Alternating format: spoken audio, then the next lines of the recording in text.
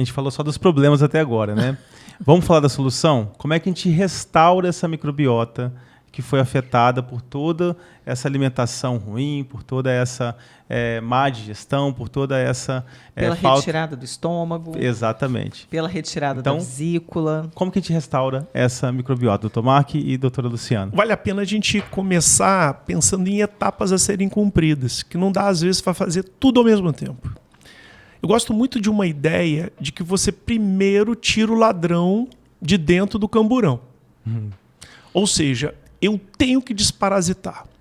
Não adianta eu querer fazer e acontecer se eu tenho ali ameba, giardia, eu tenho ascaris, eu tenho strongyloides stercoralis.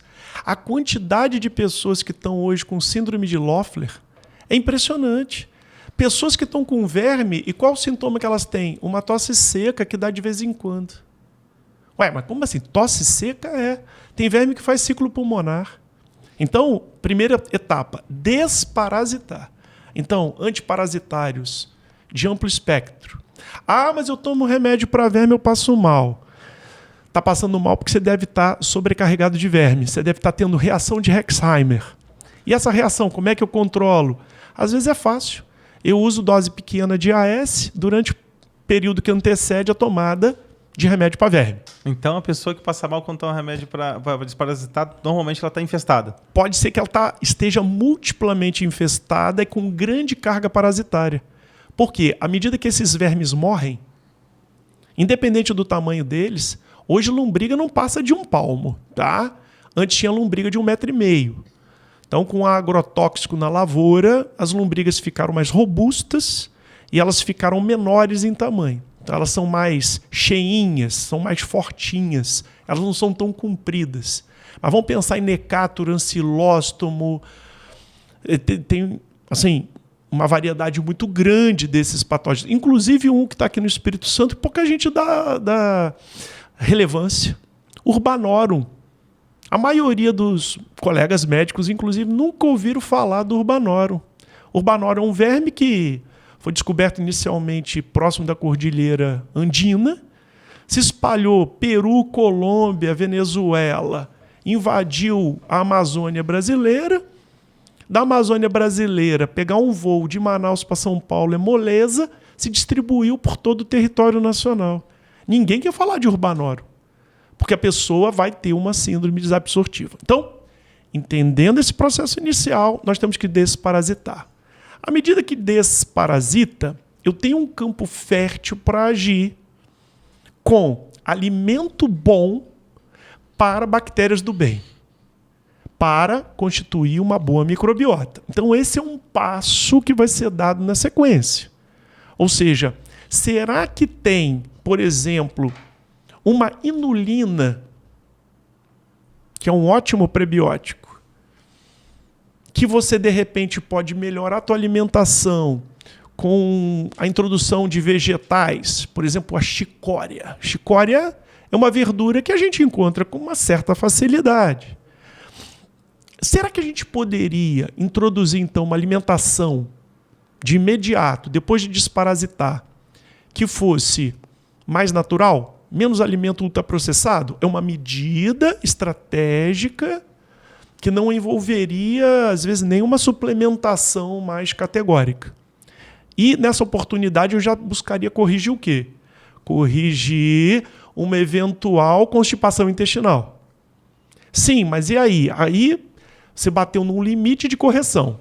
Será que eu preciso, por exemplo, de um pool de lactobacilos para recolonizar apropriadamente esse intestino? Ou seja, será que eu posso contribuir para botar a bactéria do bem, valorizando a primeira porção do intestino delgado, a porção subsequente e o intestino grosso? Então eu posso lançar mão o quê? De lactobacilos e bifidobactérias.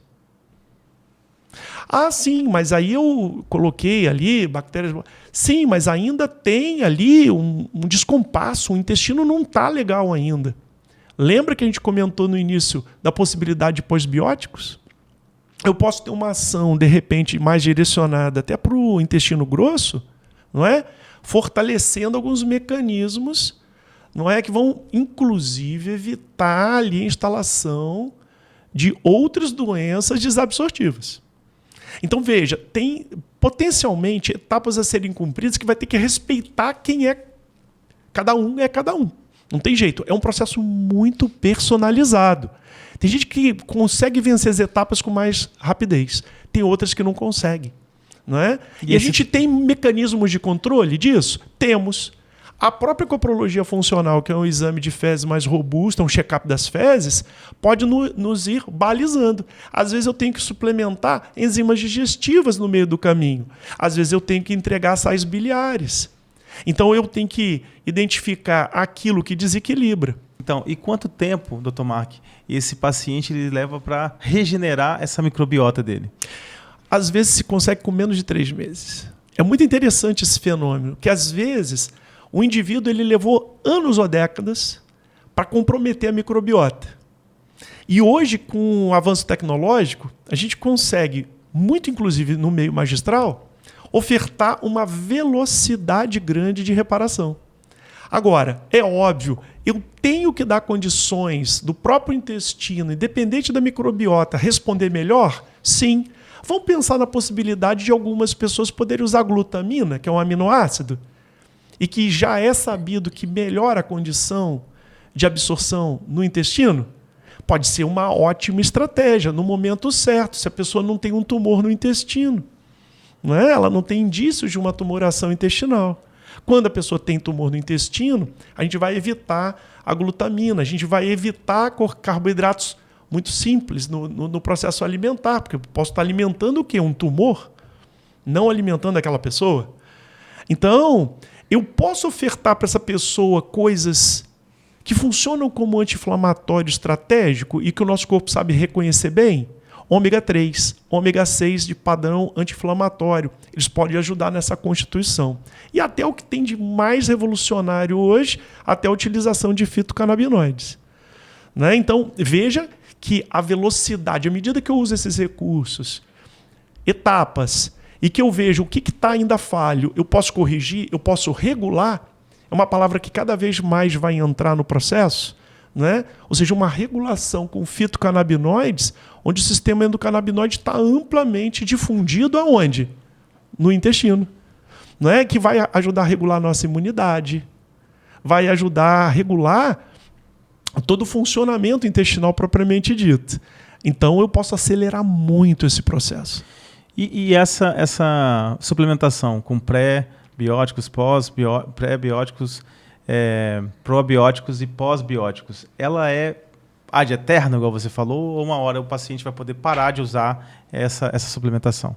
Muitas das vezes não é algo ad eterno, não. É um período de tempo que se usa e você pode estar fazendo adaptações na alimentação, como a gente comentou, de evitar os ultraprocessados, ter uma alimentação mais natural, mais balanceada, variada. Quiçá ali a gente pode lançar mão de uma dieta onde o indivíduo ele vai escolher mais, por exemplo, frutas de época, alimentos de época. Ele vai poder hoje lançar mão de alimentos sem agrotóxicos, alimentos orgânicos, que está além do alimento que não tem agrotóxico. E ele poder fortalecer o quê? Uma ingesta de alimentos que não tem perfil inflamatório tão drástico. Então, será que você tem que comer carne vermelha todo dia? Nós acreditamos que não. Você pode, de repente, colocar um peixe, você pode colocar ali um cogumelo, você pode colocar outras fontes em que o nosso corpo sabe acolher aquele alimento porque tem ressonância com a natureza. E essa microbiota pode se recuperar mais rápido, né? Então, as estratégias, obviamente, elas mais uma vez, elas vão estar muito articuladas até com o tipo de problema que o indivíduo traz. Que às vezes ele já vem com órgãos, vamos chamar de danificados. Que a gente tem que fazer uma compensação. Por vezes, quando o indivíduo retirou uma vesícula, pode ser, sim, que ele dependa a longo prazo de pré-biótico, de pós-biótico, de probiótico, de forma mais contínua. Isso pode, sim, acontecer. Eu não estou excluindo possibilidade.